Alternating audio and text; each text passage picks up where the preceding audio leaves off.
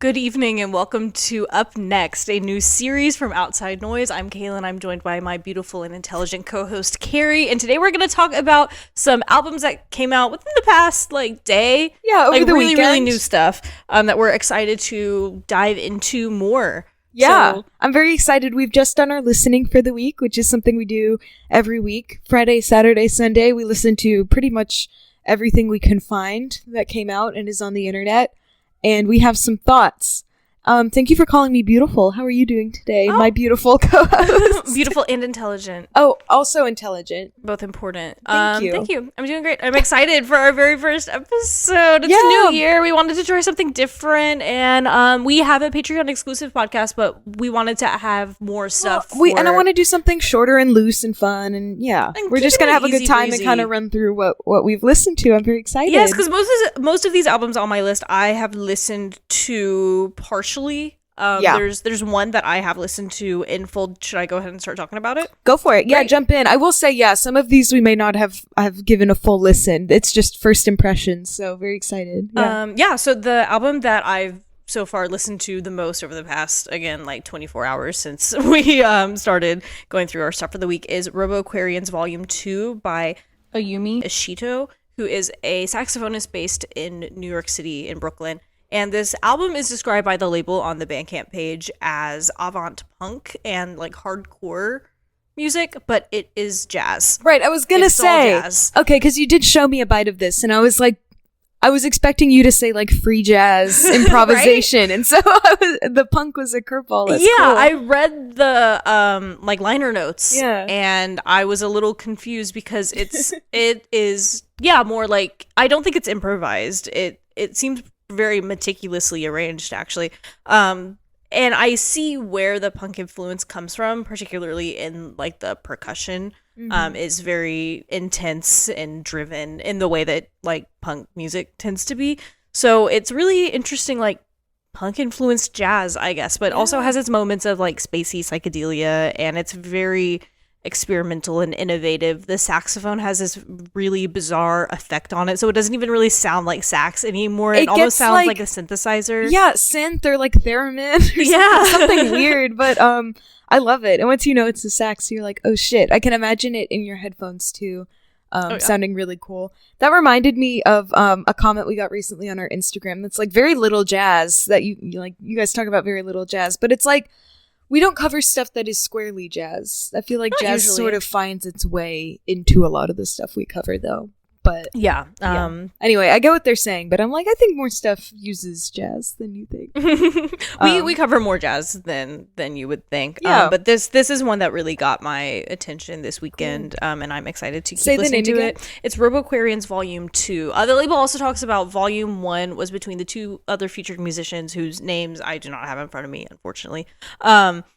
But their third in the trio was a different musician, and there were some creative differences. So they then invited Ayumi to come play, bring the band back together. Yeah. So it's a little bit of a reimagining of the trio, I guess. But cool. It's great stuff. I'm not familiar with the first album, but that doesn't mean just because you haven't seen the first one, you can still enjoy the sequel. Yeah, you can catch up. Can I tell you about an album that I've been really enjoying? Absolutely. Awesome. This is called Hot Hits by Roro. This is an artist based out of Argentina.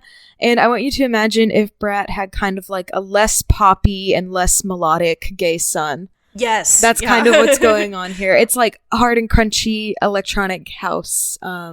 It's super fun. And just a kind of great way to kick off the year if you're trying to keep the party vibes going. I've been more in hibernation mode, so it was kind of fun to come across a really fun pop electronic album. Yeah, immediately. I really liked what you showed me from this, and it reminded me sort of, since you pulled the reference to Brad, it reminded me a little bit more of Charlie's older stuff and the more Deconstructed club instead of the Y2K dance pop right thing. And the old industrial noises she would use in Vroom Vroom EP and stuff. Yeah, some cool stuff like that, and I'm very excited to get into it. I didn't show you their artist picture, but it's Cool. It's sweet. Yeah, sorry. I didn't think of the thought, but it's fun. It's fun. Yeah, I've been really enjoying Hot Hits by Roro. Hot Hits. Yeah. Cool, I'll check it out. And then I was also going to talk about Dark Age Decadence by Dim. This is also sort of post-industrial and also dungeon synth and also black metal tangentially, of course, sneaks its way in there. And a lot of dungeon synth stuff doesn't always like grab my attention because it's a little like video game music. Right, you're like, I'm not playing Skyrim right now. I'm not questing. Yeah, not even Skyrim, like Legend of Zelda, you know. I see, yeah. More of the like chiptune style, but make it spooky. This one is a lot heavier on the atmospheric elements, and it's very dynamic and complex and rich in its production style. Hell yeah. This artist is pretty prolific, seems relatively popular and well liked within the dungeon synth kind of underground niche. I'm not familiar with their previous work, but this really impressed me, and I'm gonna check out more of their stuff for sure. And I'm excited to listen to the rest of it because it's right up my alley of that like really like heavy atmosphere, like dark ambient, kind of techno-y sometimes, but more on the industrial side. That's such a good like niche of metal and black metal that we really get into, is when it gets more experimental electronic synthy stuff. It's cool. Yes, it's like danceable, and I know this guy also has done like soundtracks and video game soundtracks and stuff too. Prolific too. You learn the fine balance. You figured it out. That's awesome. I have one more, actually two more Go for it. exciting albums. Up next is Siddhartha by precettö, is how I'm going to pronounce that. It's just really cool industrial. We're on an industrial electronic bend right now, but it's like a digital hardcore project. Yeah. I really like their take on digital hardcore. I listened to a little bit of this too. Yeah, and it's also got kind of a folk element to it, sort of a storytelling thing. The last track has lyrics that sort of help shape, I guess, the rest of the album for you. It's really cool. Sort of like a concept album. Yeah, cool. Yeah. Their tag is Auckland, but I guess they are from New Zealand. That's great. Anyway, it's cool because this time of year tends to be more of a dry season for the music industry, but it really doesn't slow down on the more experimental side of things because you're not as bound to like the regular release schedule of stuff. I mean, even all through like Christmas and New Year. I guess a lot of bands do release stuff on New Year's Day. Yeah, Michael was talking to me about that earlier, about also getting your album out early in the year so you can be like one of the first, I guess. Yeah. But it had been pretty dry over Christmas and New Year's, but this week was just, there's so many heavy hitters. I'll do an obligatory self-promo and say I put out my EP on Christmas Day. Yeah, you did. My first EP is out now. EP is out. I might put it in like the video description on YouTube or something. Anyway, that's enough talking about myself. Now I'm going to talk about Braille, Brandishing by Departure. Cool. This was a rap album, underground rap, and heavy themes of like anti-capitalism, like feminism, parts of it. This is something, it's so lyrically dense too. I have to listen to more of it, but whenever we go through all the albums that come out, normally I'll kind of quickly skim through a few tracks from the album to kind of see like my first impressions of it. Yeah, I'll get like the first half of this song, see where it goes later on. Yeah. But this album, I just sat and like attentively listened to the first like 3 or 4 tracks of it. I was really like drawn in by it. This guy makes all his own beats. He does all of like the lyrics, obviously.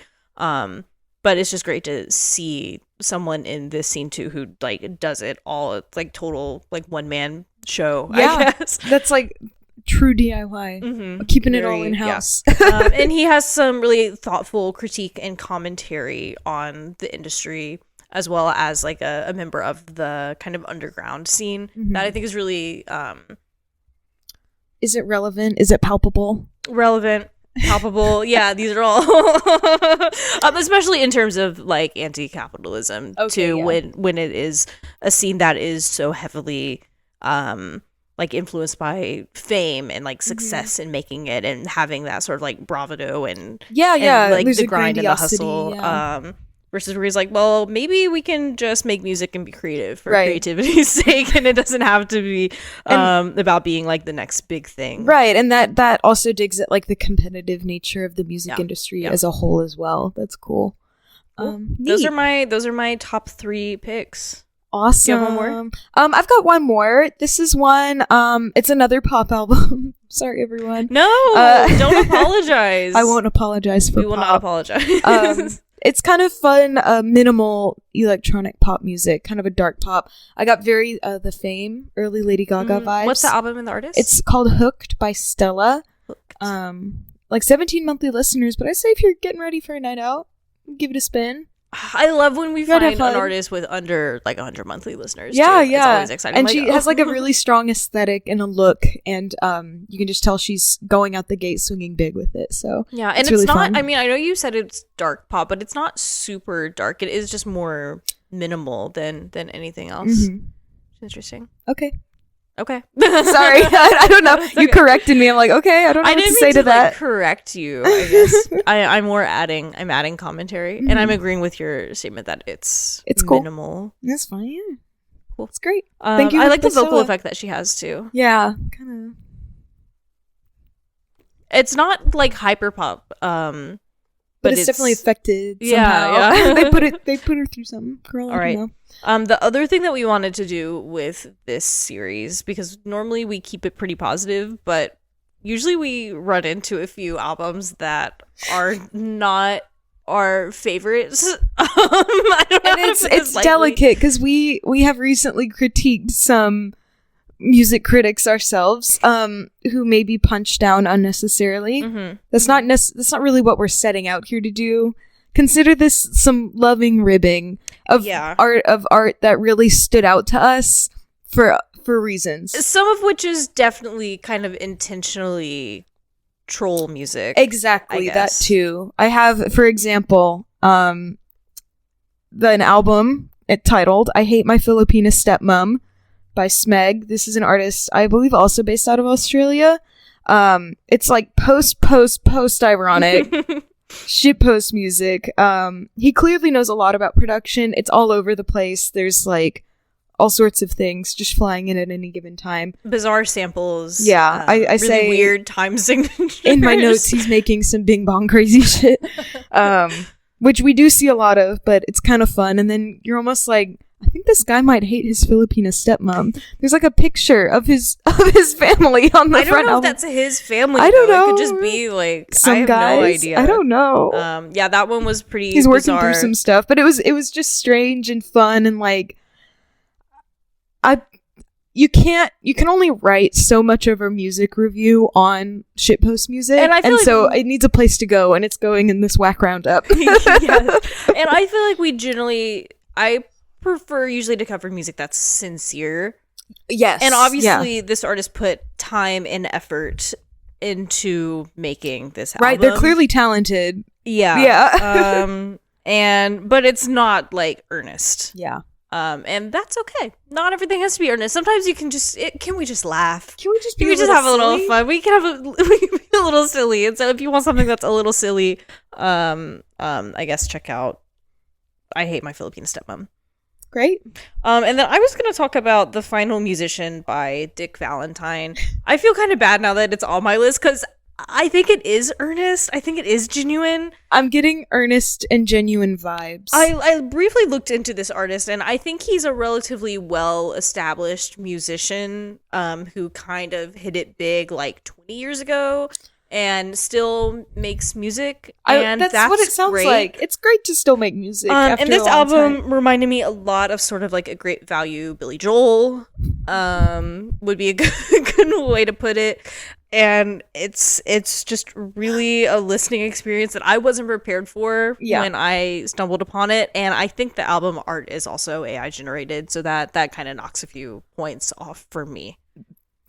It's awful when you're about to open your mouth to say something you're like, this isn't a read, but you're like, I'm not throwing shade here to either of these parties. I'm drawing a comparison that I'm getting Matt Farley as far as like a musical style. Okay, who's an artist we love.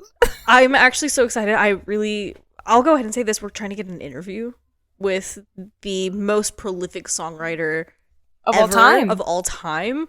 I would say Dick Valentine is kind of giving Matt Farley. Dick kind of gives Matt Farley. Why he's just throwing his voice around though, but I don't like this guy. Because Matt Farley is unabashedly, without shame.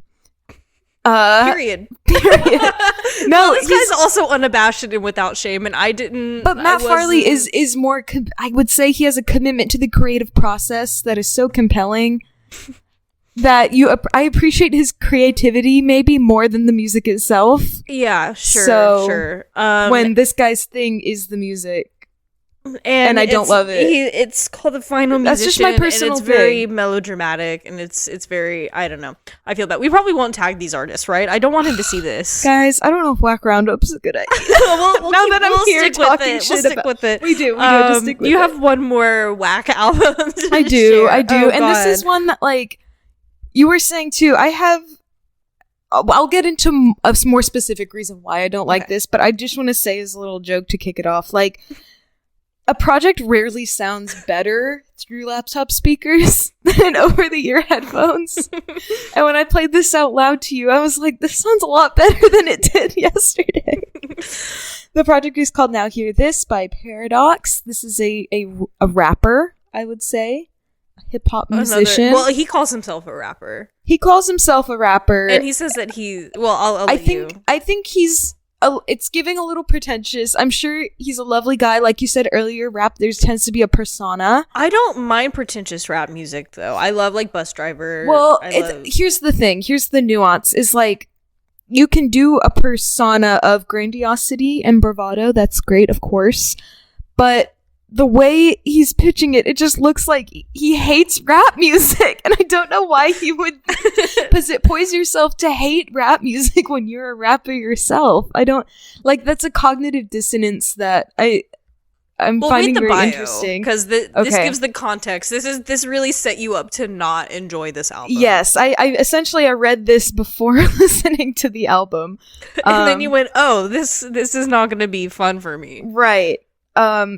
Paradox, not your average rapper. Paradox has something to tell you and plenty vocabulary to do it. Okay, so let's break that down. Like, so he's not like your average rapper because he has something important to say and he has a big vocabulary. Famously, two things that rappers, those are pillars of the genre. Like, I don't know what he's talking about. So it's like, so you're just gonna come in and immediately show your contempt for this genre that you're trying to. His is hip hop with a purpose. It says. Okay, that's great. I'm like, conscious rap has been a thing for like 40 years or something. And now the white man has come along to show us what real rap music is. It's just the vibe. I don't know.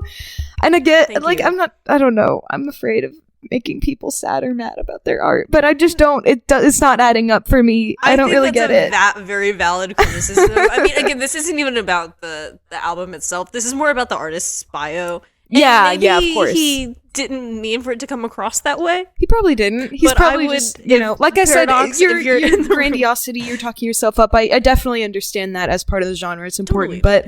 Yeah, the punching down of it all feels a little strange. Because he didn't just have to say, I'm not like those other rappers. He could have just said that, like, you can just posture yourself as being... You can say you're individual and one of a kind. All of that is great without saying, unlike most rap. It's like, I don't know. It kind of leaves a strange taste in my mouth. Yeah. I get it. Yeah. Well, that's all I had on my Whack Roundup. It feels weird to end on a bad note. We got to pick it up. What's one thing you're looking forward to doing this week? Ooh, I am going to a DIY cable soldering workshop on Wednesday. I'm learning how to solder guitar cables. You're going to be like... Yeah. Awesome. That's something I'm looking forward to. What are you looking forward to, Carrie? My volleyball league starts this week. I'm about to get into my sports. Yes, 2025. Your sports era.